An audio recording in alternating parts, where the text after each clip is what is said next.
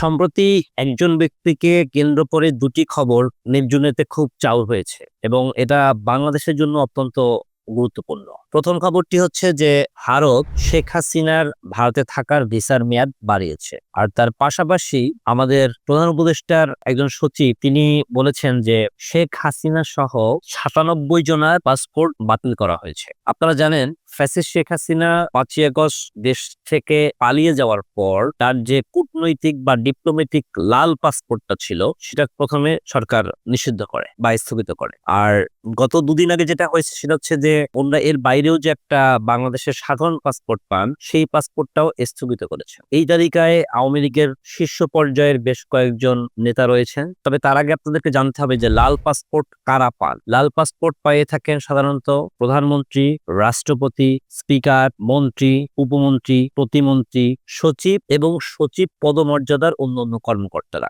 এছাড়াও দেশের বিভিন্ন যে অধিদপ্তর আছেন তার যারা ডিজি হন তারাও এই লাল পাসপোর্টের আওতায় থাকে। লাল পাসপোর্টের সুবিধা হচ্ছে আপনি এই পাসপোর্ট নিয়ে যে কোনো সময় যে কোনো দেশে ট্রাভেল করতে পারবেন উইদাউট ভিসাতে। তো শেখ হাসিনা যখন এদেশ থেকে পালিয়ে যান তখন কিন্তু শেখ হাসিনা লাল পাসপোর্টের ক্ষমতা বলেই ঢুকতে পেরেছিলেন, কিন্তু আমাদের অন্তর্বর্তীকালীন সরকার তার কিছুদিন পরেই তার লাল পাসপোর্টকে বাতিল করে দেন এবং গত দুদিন আগে তার যে সাধারণ পাসপোর্ট সেটার উপরও স্থগিতাদেশ দিয়েছে। আওয়ামী লীগের এই তালিকার মধ্যে আছে প্রধানমন্ত্রীর উপদেষ্টা তারেক সিদ্দিকী, আছেন ওবায়দুল কাদের, সালমান এফ রহমান, আব্দুর রাজ্জাক, তারপরে মির্জা আজম, নসরুল হামিদ বিপু, আরাফাত, এই ধরনের আরো কয়েকজন। এই মানুষগুলো যখন ভারত সরকার শেখ হাসিনার যে ভিসার মেয়াদ বাড়িয়ে দিল, এখন তারা তাকে একটি ট্রাভেল পাস ডকুমেন্টস দিবে। এখন প্রশ্ন হচ্ছে সেই ডকুমেন্টস নিয়ে তিনি কি ওই দেশ থেকে অন্য কোনো দেশে যেতে পারবেন? যদি ভারতীয়দের ভাষায় বলা হয়, যেটা হিন্দুস্তান টাইমস বলেছে, তারা বলছে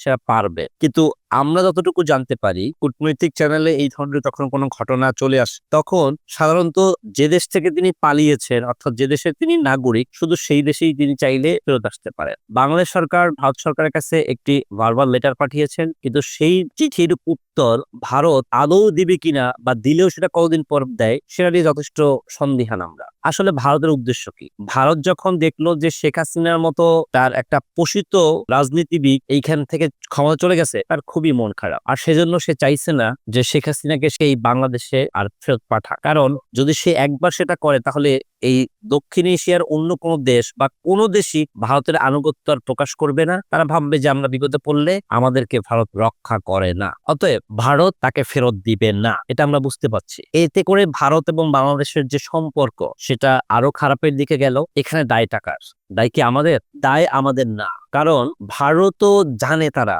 যে এই বাংলাদেশে জুলাই আগস্টে কি পরিমাণ ম্যাসাকার হয়েছে। তার আগেও ২০০৯ সাল থেকে ২০২৪ সাল পর্যন্ত বাংলাদেশে বিচার বহির্ভূত বিভিন্ন রকমের খুন, গুম, হত্যা আরো কত কি ঘটেছে।